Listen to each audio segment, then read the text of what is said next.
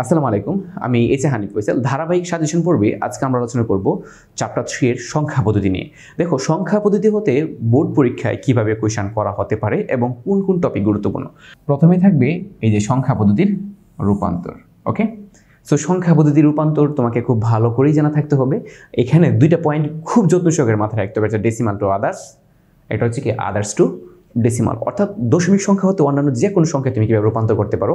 শুধু binary, octal, hexadecimal শিখলে হবে না, 3 ভিত্তিক, 5 ভিত্তিক, 7 ভিত্তিক এইগুলো তোমাকে পড়তে হবে। বিপরীত ক্রমে বাইনারি, অক্টাল, ডেসিমাল, হেক্সাডেসিমাল থেকেও ডেসিমালে ব্যাক করার জিনিসটা তোমাকে জানা থাকতে হবে।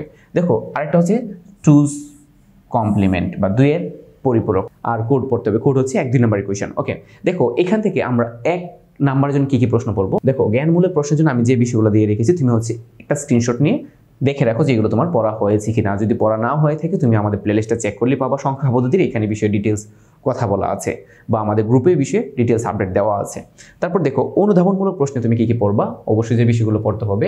দেখো, অনুধাবনমূলক প্রশ্ন হচ্ছে তুমি এই প্রশ্নগুলো ভালো করে দেখবা। তবে এক্ষেত্রে হচ্ছে যে এই যে বিষয়গুলো 3+5 10 কেন হয় ব্যাখ্যা করো, এই টাইপের কোয়েশ্চেনগুলো একটু বেশি যত্ন সহকারে দেখবা। হ্যাঁ, তারপর হচ্ছে তোমাকে বলতে পারে 3 ভিত্তিক সংখ্যা পদ্ধতি ব্যাখ্যা করো, এই টাইপের কোয়েশ্চেন পরীক্ষা অনেক বেশি আসার সম্ভাবনা রয়েছে। তো 2 এর পরিপূরকের গুরুত্ব, হ্যাঁ 2 এর সরল করে 2 এর পরিপূরকের গুরুত্ব ব্যাখ্যা করো। হ্যাঁ, এই বিষয়গুলো তুমি একটু যত্ন সহকারে পড়বা। তারপর হচ্ছে স্যার বিসিডি সংখ্যা, এই যে বিশ্বের সকল ভাষাকে কোডভুক্ত করা সম্ভব হয়েছে ব্যাখ্যা করো। ইউনিকোড নিয়ে প্রশ্ন করা হয়েছে। আস্কি কোড নিয়েও তোমাকে এভাবে প্রশ্ন করা হতে পারে।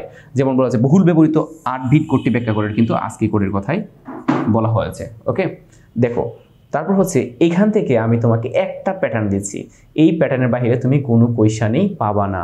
আমি আবার তোমাকে বলছি, এই প্যাটার্নের বাইরে কোনো যদি কোয়েশ্চেন পাও, দেন হচ্ছে তুমি আমাকে কোয়েশ্চেন করতে পারো। বিশেষ করে মাইমিসিং বোর্ডের কথা বলছি। দেখো, 4 জনের আইসিটি পরীক্ষার নম্বর হচ্ছে এটা তুমি জাস্ট যত্ন সহকারে পড়বা, এবং এইখানে যে প্রশ্নগুলো দেওয়া আছে এটা হচ্ছে আমার একটা বানানো প্যাটার্ন।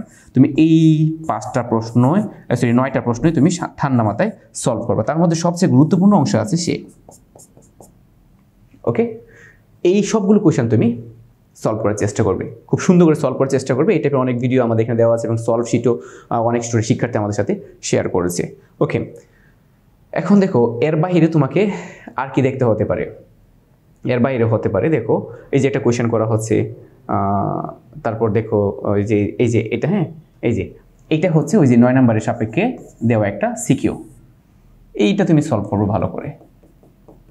এবং এইটা একটা কোয়েশ্চেন যেভাবে বাইনারি সংখ্যা দেওয়া আছে, এখানে বাইনারি পরিবর্তে এটা স্যার অক্টাল হতে পারে, এই সিরিয়ালটা, হ্যাঁ এটা অক্টালে দেওয়া হতে পারে, এটা হেক্সাডেসিমালে দেওয়া হতে পারে। হ্যাঁ, এই যে সিরিয়ালটা। ওকে, সো যে কোনো সিরিয়ালে থাকুক না কেন, তুমি জাস্ট সলভ করে যাবা। সো সংখ্যা পদ্ধতির ক্ষেত্রে আমার কথা হচ্ছে তুমি এটা দেখবা, নমুনা 4। তো মাথায় রাখতে হবে এটা কিন্তু অক্টালও করা বলতে পারে, এটা হেক্সাডেসিমাল বলতে পারে যদি কোয়েশ্চেন হাইয়েস্ট লেভেলে যায়। আর এটা হচ্ছে কি স্যার, এটা এই যে দেখো নমুনা 3, এই সেম টাইপের কোয়েশ্চেন সলভ করবা যে কিভাবে n এর মান কত, হ্যাঁ মানে তোমাকে বেইজের মান নির্ণয় করতে বলতে পারে। আর কি বলছি, আর হচ্ছে স্যার এই যে দেখো, এই যে প্যাটার্নটা, এই প্যাটার্নটা সলভ করবা, দ্যাটস এনাফ। জাস্ট স্ক্রিনশট নিয়ে রাখো, এবং তোমাকে নমুনা যে 2টার কথা বলছি 2টা ভালো করে পড়ো। অবশ্যই তুমি পরীক্ষায় কমন পাবে, কোনো সন্দেহ নাই। সো ভালো থেকো, সুস্থ থাকো, আল্লাহ হাফেজ।